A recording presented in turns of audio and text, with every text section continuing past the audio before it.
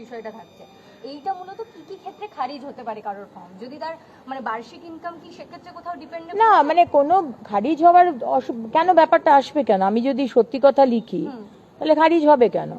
মানে আমি যদি অসত্য কথা লিখি, তিনটে প্যারামিটারেই খারিজ হতে পারে, যে সে অনুপ্রবেশকারী বা এই দেশের নাগরিক নয়, আর তার এসআইআর লিস্টে নাম বাদ গেছে, এবং তিনি ওই দুটোই ট্যাক্স পেয়ার যদি হন বা সরকারি কোনো চাকরি করেছেন। এটা জাস্ট একবার ডিটেইলে বলে দিন যে যাদের বাদ যাওয়ার কথা ছিল। যেটা আমাদের বলা হয়েছিল যে আমাদের দেশের নাগরিক নয়, নাম বাদ গেছে, যে সিএ অ্যাপ্লাই করেছে সে পাবে, যে ট্রাইব্যুনালে অ্যাপ্লাই করেছে সে পাবে, কিন্তু যে ইনকাম ট্যাক্স দিচ্ছে অবশ্যই সে পাবে না, তার নেওয়া উচিত নয়। যদি কারুর সন্তান খারিজি মাদ্রাসায় পড়ে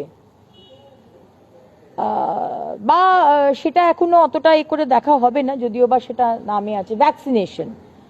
এখন সরকার যে ভ্যাকসিনেশনগুলো নিতে বলা হয়েছে, আপনি সেটা নেননি বা আপনার সন্তান সেটা নিচ্ছে না, কিন্তু এখনো সেটাকে খারিজ করে দেওয়ার সেটা কোনো বিষয় ভাবা হয়নি। একমাত্র খারিজ হওয়ার বিষয় হচ্ছে ইনকাম ট্যাক্সের বিষয়টা, এবং আপনি দেশের নাগরিক নন, তাছাড়া আর খারিজ হওয়ার কোনো বিষয় নেই। তৃণমূল কংগ্রেসের অভিযোগ যে আপনারা নির্বাচনে যখন এই বিষয়টা সামনে এনেছিলেন যে আমরা অন্নপূর্ণা ভান্ডার করবো, লক্ষ্মীর ভান্ডারের থেকে আমরা দ্বিগুণ টাকা দেবো, সেক্ষেত্রে আপনারা এই প্যারামিটার্স পরিমাপকাঠি বা আমরা এই বিবেচনা করতে পারি বিষয়টাকে, এটা কখনোই জানাননি। সেক্ষেত্রে তারা বলছে তাহলে তো ভোটারদের সঙ্গে তো এটা মানে নাগরিকদের সঙ্গে তো এটা মানে তাদেরকে তো বলা হয়নি আগের থেকে যে আমরা এটাকে আপনারাও করতে পারি। আমাদের কি উচিত নয়? আমরা কি জানতাম যে আপনারা 2 নম্বরই করে বাংলার মানুষকে প্রতারণা করে ভোট পাওয়ার জন্য আপনারা অনুপ্রবেশকারী রোহিঙ্গাদের ঢুকিয়ে রেখেছেন? এটা কি আমরা জানতাম নাকি?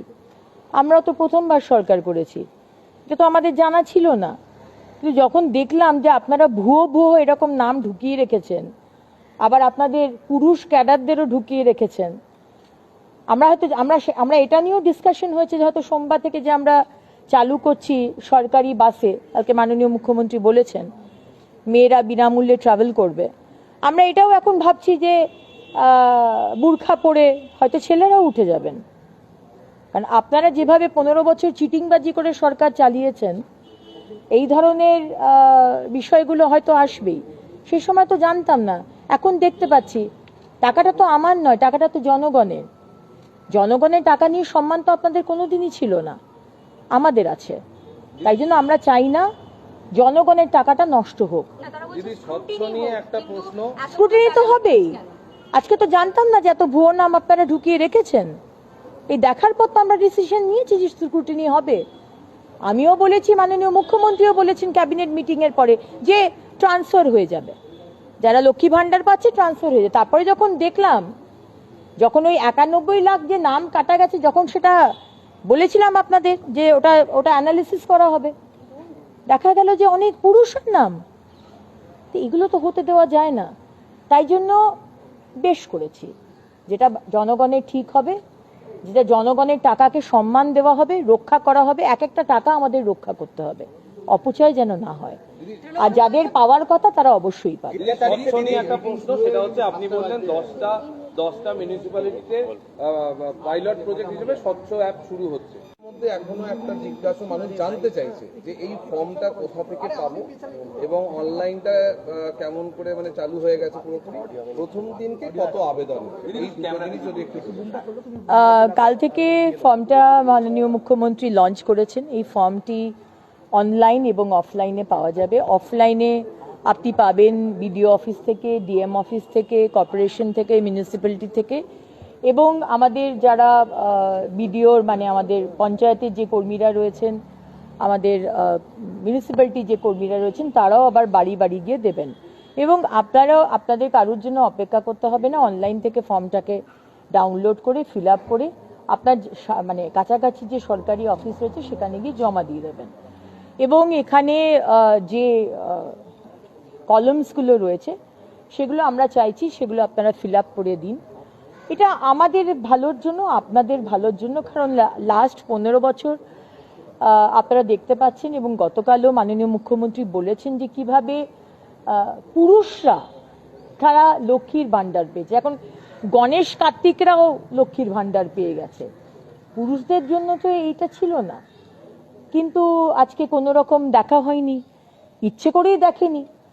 আমাদের মানে সাধারণ মানুষের ট্যাক্সের টাকা থেকেই এগুলো দেওয়া হচ্ছে, সেখানে দেখাও হচ্ছে না।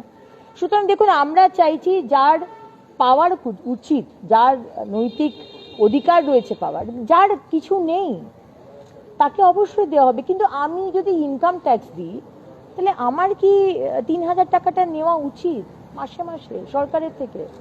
এটা আমার মনে হয় আমাদের নিজের থেকে দিয়ে দেওয়া উচিত। মানে আমি এক্সাক্ট কতগুলো ফর্ম ফিল আপ হচ্ছে এই মুহূর্তে আপনাদের ভুল সংখ্যা দেব না, আমি জেনে আপনাদের বলবো। কিন্তু আজকে ভ্যাকসিনেশন নিতে বলা হয়েছে, এবং সরকারের দেওয়া ভ্যাকসিন আপনি নেননি, আপনার সন্তানদেরও নেননি, এটা আমাদের জানতে হবে। তার মানে আপনি সরকারের কথা তার মানে আপনার কাছে খুব একটা ইম্পর্টেন্ট নয়, তাহলে আপনি 3,000 টাকা অন্নপূর্ণার ভান্ডারই বা সরকারের থেকে নিচ্ছেন কেন? আপনাকে বারবার বলা হয়েছে খারিজি মাদ্রাসা আমরা অনুমোদন করি না, এটা ইললিগাল। এখন আপনার ছেলে মেয়ে যদি খারিজি মাদ্রাসায় পড়ে, ইনকাম ট্যাক্স আপনি দিচ্ছেন, আপনি ভ্যাকসিনেশন নিচ্ছেন না, এই বিষয়গুলো আমাদের ডেটা দরকার। কারণ আরো অনেক কেন্দ্র সরকারের যোজনা যেগুলো এতদিন আগের সরকার করতে দেয়নি, আমরা সব খুলবো। সুতরাং ডেটাগুলো আসুক, এবং মাননীয় মুখ্যমন্ত্রী বলেছেন 3rd of June আমরা শুরু করব, টাকাটা ডাইরেক্ট ডিবিটির মাধ্যমে আপনাদের কাছে পৌঁছে যাবে, এবং নবান্ন থেকে সেদিনকে আমরা অফিসিয়ালি 5-6 জন মহিলাকে আমরা হাতেও দেবো। সমাজ মাধ্যমে একটা ভয় ছড়িয়েছে সমাজ মাধ্যমে, যে যেহেতু কতগুলো ঘর আছে বাড়িতে, কত গাড়ি আছে কিনা, এইসব জিনিসগুলো যেহেতু জানতে চাওয়া হয়েছে ফ্যামিলি ডেটা হিসেবে, তাহলে একটা অ্যাপ্রিহেনশন তৈরি হয়েছে। অ্যাপ্রিহেনশন করার কোনো কারণ নেই, বন্ধ হয়ে যাবে বা তারা কি পাবে না, যাদের থাকবে, এরকম একটা ছড়ানো হচ্ছে। না না, দেখুন এখন আপাতত যেগুলো দেওয়া হয়েছে মোটামুটি যেটা বলা হচ্ছে ইনকাম ট্যাক্সের বিষয়টা দেখা, আর বাকি যে ডেটাগুলো হচ্ছে সেগুলো আমাদের ভবিষ্যতের জন্য কাজে লাগবে এই ডেটা, সেই জন্য একবারেই এক কাজটা করে নেওয়া হচ্ছে। আমরা কোনো দায়সারাভাবে কোনো কিছু করি না, যা ডেটা নিচ্ছে একেবারে ডেটা পোর্টালে উঠে যাবে। আপনি যদি মনে করেন যে আপনি অসত্য কথা বলবেন, আপনার 4 চাকা গাড়ি আছে কিন্তু আপনি বললেন আপনার গাড়ি নেই, এটা কিন্তু ভেরিফিকেশন হবে। সুতরাং আমি সবাইকে বলবো আমার মা বোনেদের অসত্য কথা লিখবেন না, তাতে কি হবে আরো বেশি ব্ল্যাক স্পট হয়ে যাবে যে আপনি অসত্য কথা বলেছেন, কারণ এই ডেটার উপরে কিন্তু ভেরিফিকেশন হবে।